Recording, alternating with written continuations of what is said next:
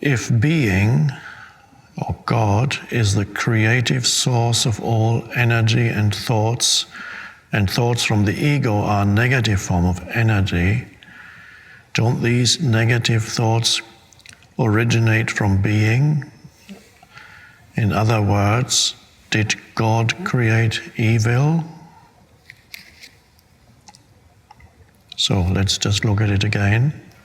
If being, or God, is the creative source of all energy, there's only one source, right? And that is the creative source of all energy. Thoughts from the ego are a negative form of energy, but energy, of course. Don't these negative thoughts originate from being? And so, did God create evil?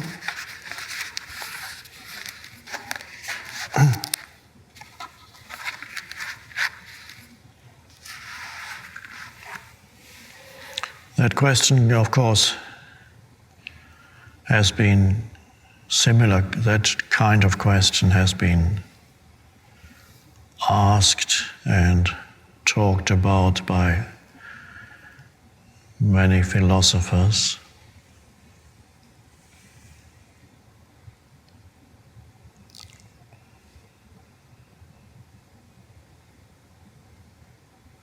And it has remained a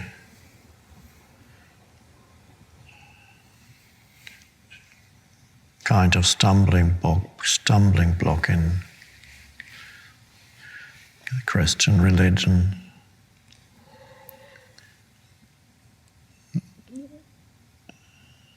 So let's see what the intuitive answer is.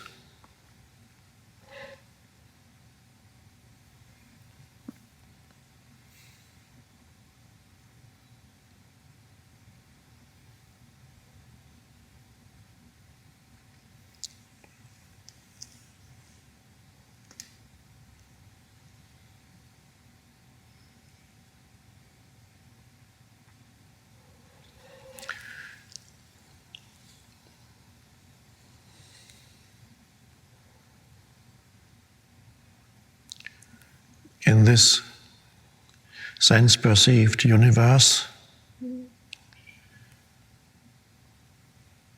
if you want to use anything here to compare God to, the most appropriate thing in this sense-perceived universe would be the sun, because the sun is the source of seemingly inexhaustible energy and the giver of life.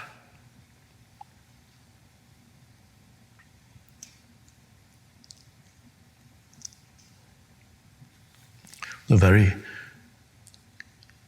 heat in your body is comes from the sun indirectly.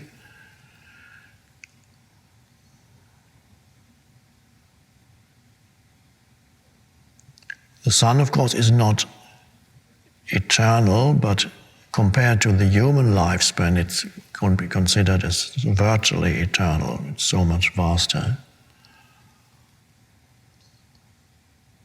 And it gives freely of itself millions and millions of years of just pouring out energy.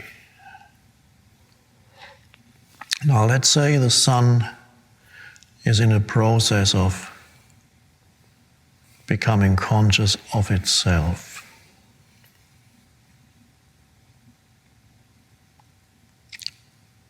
Because my intuition is that the universe, or rather that which underlies the universe, or the one behind the many, is in the process of becoming conscious of itself in time, the dimension of time. Although the one also exists in the timeless dimension, where there is no past and future. So God, to use that word for a while, in the timeless, God is already complete and perfect. But it seems that in the realm of time, God is becoming conscious through all these life forms.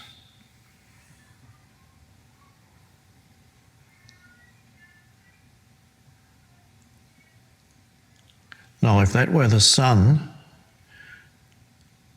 then in the process of becoming conscious, let us say that light particles, if there is such a thing, well, there is, it's called photons. Well, they're not really particles, but nobody knows what they are, waves or particles or both. In the process of becoming conscious, the sun, which continuously emits zillions of photons, light particles.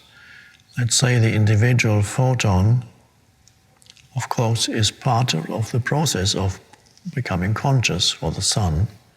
And in that process, the individual photon, of course, would undergo a change of consciousness, arising more consciousness. And temporarily, the individual photon, as it becomes together with the sun, it is part of the sun, it makes up conscious, as consciousness arises, it misperceives itself as a separate entity.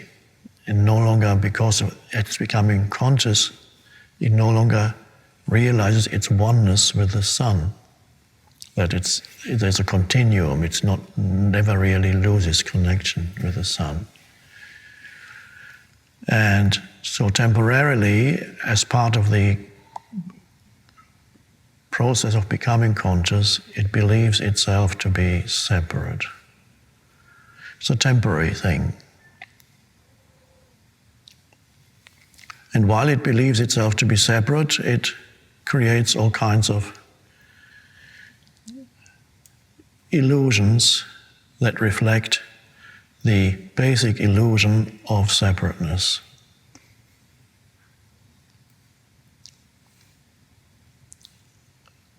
And that's basically where we are at, humanity is at, because humanity is the human being, is the photon, the sun particle, so to speak, not the intelligence within. The consciousness within is the consciousness of God. There's only one consciousness.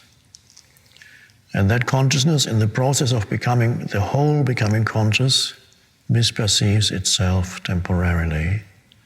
And that creates the illusion of separateness in the individual human.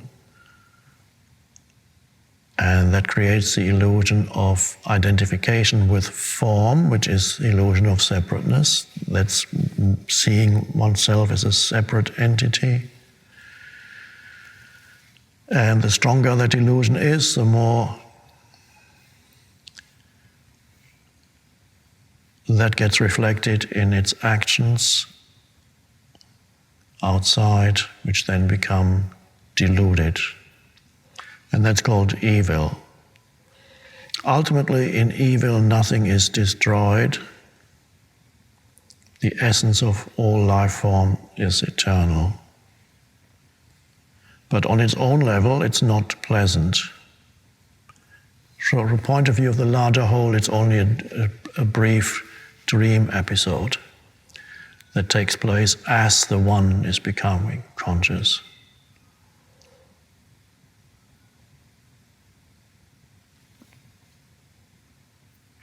So that is the answer to, did God create, or does God create evil?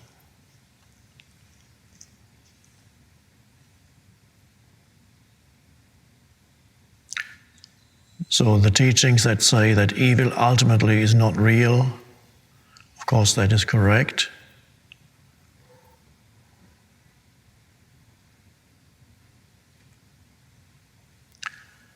But it's a question of levels. If you look at it on one level, it has a certain reality, and the fact that it ultimately is not real does not mean that on this temporary level it appears very real, but it must be recognized as deluded. So evil, I have defined it before somewhere, can be defined as complete identification with form. That is the illusion. And the more an entity is identified with form, the more seemingly evil the entity creates. And the more suffering is created.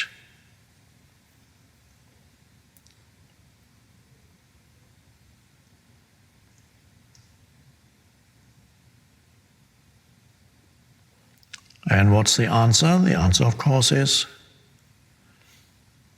why we're here. We are here. You, me, us, here is the arising of the answer. And the answer is not just the answer, it's also the end of the illusion of separateness and the end of so-called evil.